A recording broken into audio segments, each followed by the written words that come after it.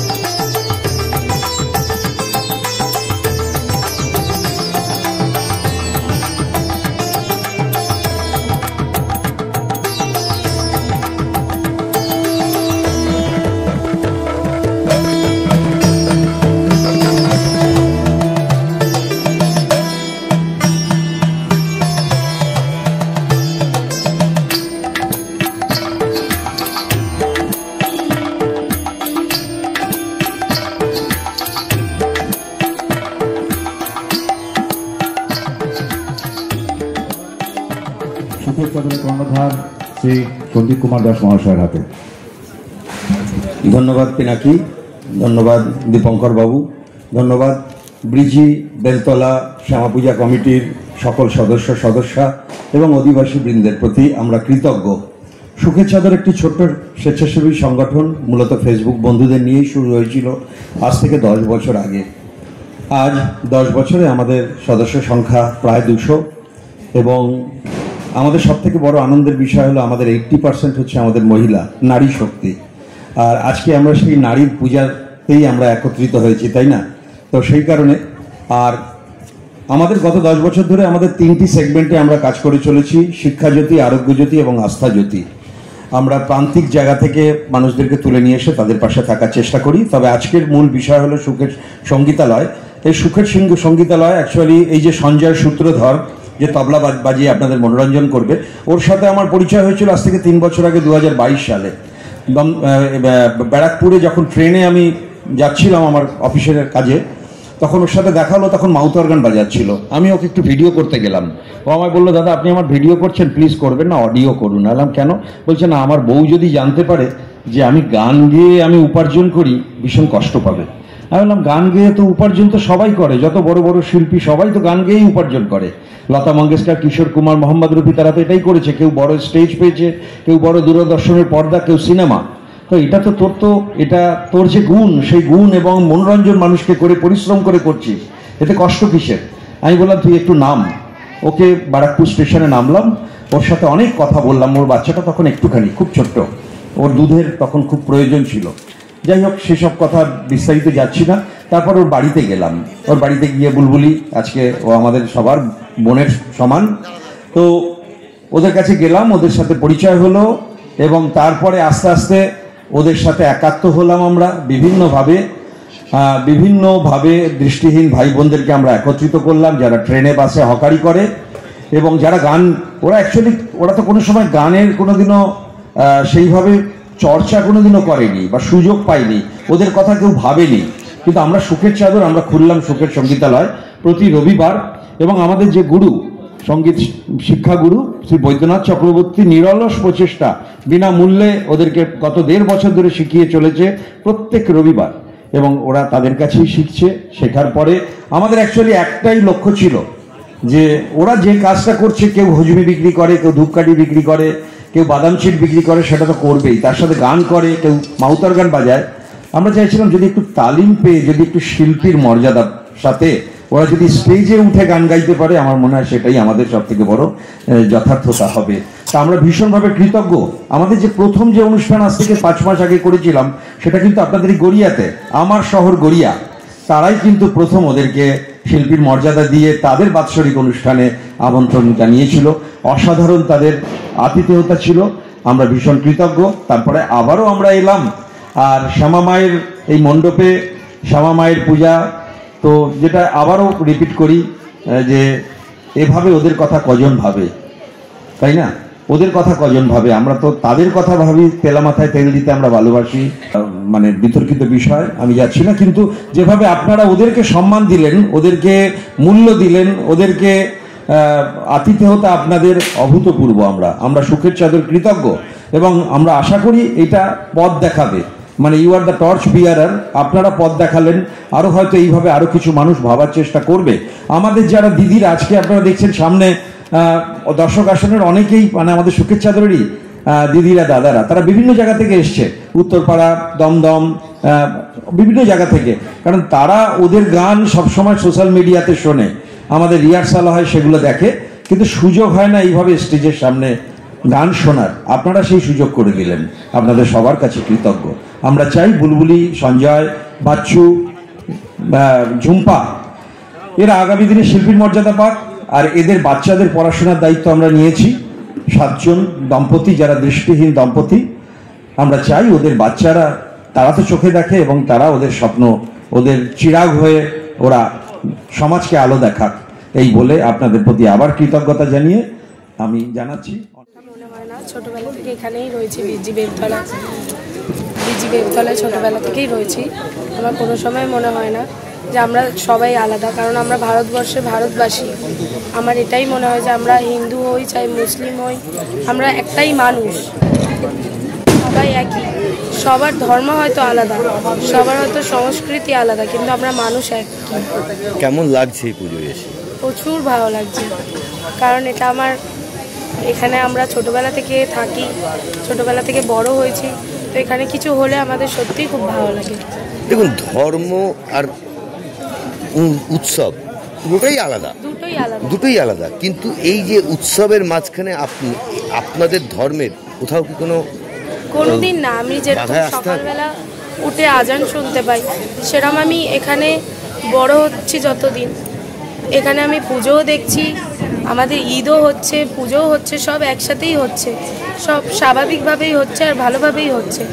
আমাদের মনে কোনোদিনই হয় না যে এটা কেন হচ্ছে বা এটা কেন হবে, এরকমভাবে কোনোদিনই আমাদের প্রশ্ন বা আমাদের মনে এই জিনিসগুলো কোনোদিনই আসে। আপনার বয়সী বা আপনার বন্ধু বান্ধবদের আমাদের মধ্যে দিয়ে কি বার্তা দেবেন? আমি এটাই বলবো যে ধর্ম যার যার, উৎসব সবার, এই জিনিসগুলো মনে রাখা ভারতবর্ষের প্রতিটা মানুষের উচিত, যে ধর্ম নিয়ে ভেদাভেদ করা উচিত না।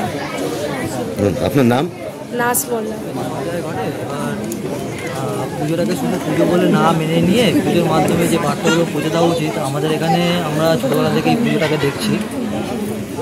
আমরা প্রতি বছর না, এই বছরও আমরা হিন্দু মুসলিম সবাই একসাথে মিলে এই পুজোটাকে আয়োজন করেছি। তো যেখানেই পুজো হচ্ছে না কেন, সবার কাছে একটাই বার্তা যাওয়া উচিত, যে জাতি ধর্ম নির্বিশেষে যে কোনো পুজো করুক, কিন্তু ধর্মের মধ্যে কোনো রকমভাবে এই উৎসব অনুষ্ঠান এগুলোকে ভেদাভেদ করা উচিত না। এখানে আমরা ছোটোবেলা থেকে বড় হয়েছি, যা ঈদ দেখেছি, ঈদে যেরকমভাবে আমরা ওদের মুসলমান বন্ধুদের সাথে যেরকমভাবে আনন্দ করি, ঠিক আছে, ওদের ঘরে গিয়ে খাওয়া দাওয়া সব কিছু উৎসব একসাথে পালন করি, ওরাও সেরকম আমাদের সারা রাত জেগে কালী পুজো থেকে শুরু করে দুর্গা পুজো থেকে শুরু করে সবসময় আমাদের পাশে থাকে। খুবই ভালো লাগছে, খুবই আনন্দ লাগছে।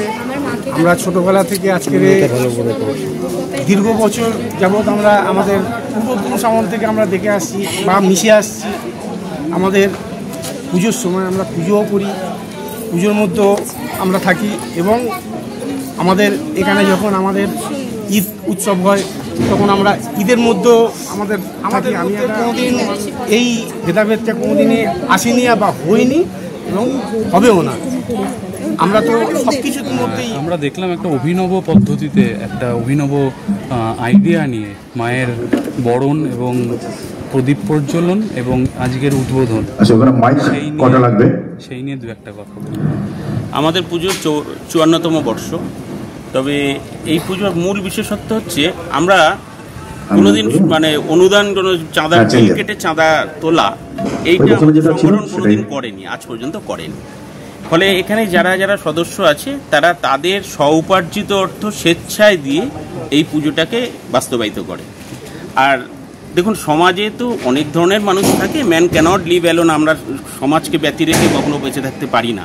তাও আমরা বলবো যে আজকে মঞ্চ পুজোর উদ্বোধন করতে আসছে অমুক চিত্রাভিনেতা, অমুক ক্রীড়া জগতের একজন অন্যতম ব্যক্তি, ফলে এরা তো আসছেই, কিন্তু যারা জগতের অনেকখানি পিছিয়ে পড়া মানুষ তাদেরকে যদি আমরা একটু সহায়তার হাতটা বাড়িয়ে দিই, তাদের যদি সমাজের মূল স্রোতে ফিরিয়ে আনার জন্য ন্যূনতম প্রচেষ্টাটুকু চালাই, তাহলে বোধহয় আমাদের আত্মার মানে সন্তুষ্টি ঘটে।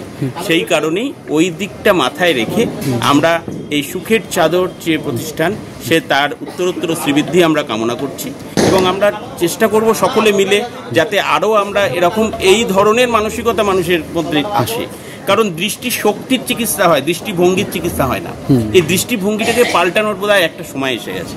ফলে কোন সমাজসেবী কি করলেন সেটা তো বড় বিতর্কিত বিষয়, যেটা অন্যান্যরা সকলেই বলছেন। ফলে আমরা কোনো বিতর্কে না গিয়ে, কোনো রাজনীতির গন্ধ না গিয়ে, কোনো রকম ভেদাভেদ ধর্ম না বুঝে আমরা হাতে হাত রেখে আমাদের একটাই পরিচয় হওয়া উচিত, আমরা মানুষ।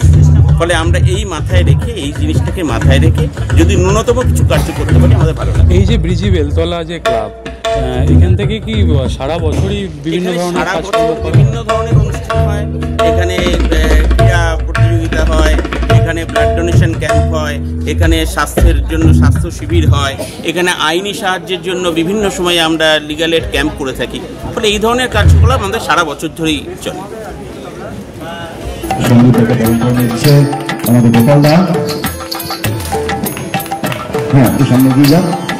এইভাবে দেবদাসকে বরণ করে নেওয়া হলো। বাকি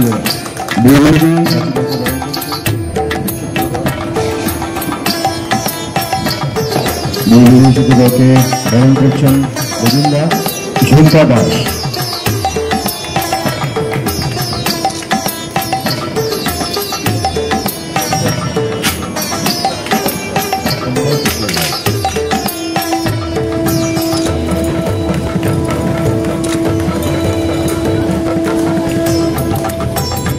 প্রত্যেককে গলায় গগন পরিয়ে দিচ্ছেন আমাদের এই সদস্য। হ্যাঁ, এবারে দিদিদের শাড়ি দিয়ে উপহার দিচ্ছেন, সম্মানিত করছেন আমাদের এই ক্লাবের সদস্য রবীন্দ্র।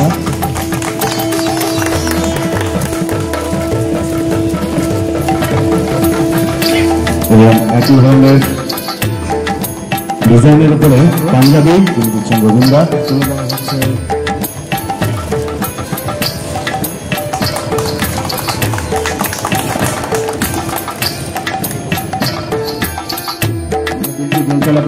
কমিটির বহু কর্ণধার স্মারক তুলে দিচ্ছেন।